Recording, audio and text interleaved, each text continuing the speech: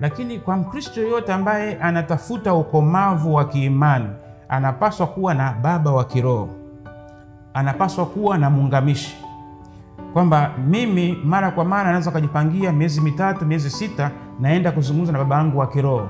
Kwa hiyo baba wa kiroho anajua milima na mabonde ya maisha yangu ya kiroho. Huyu anaweza kunishauri ufanye nini katika Kwaresima hii. Na wengine wana muungamishaji wao. Yaani ni sawa na nini? Kuna mtu unakuta anasema mimi na mwanasheria wangu, mimi na daktari wangu. Hata katika maisha ya kiroho unapaswa kuwa nayo. Mapadi, watawa, wa seminari wanayo, lakini waamini walei wengi hawana. Lakini ni moja kati ya desturi nzuri. Padi mmoja ambaye yuko karibu nawe, unaweza kumfika kwa rais, unamuomba, unapata naye, unakubaliana. Huyu ndo anakuwa kiongozi wako wa kiroho, anakuwa pia muungamishaji.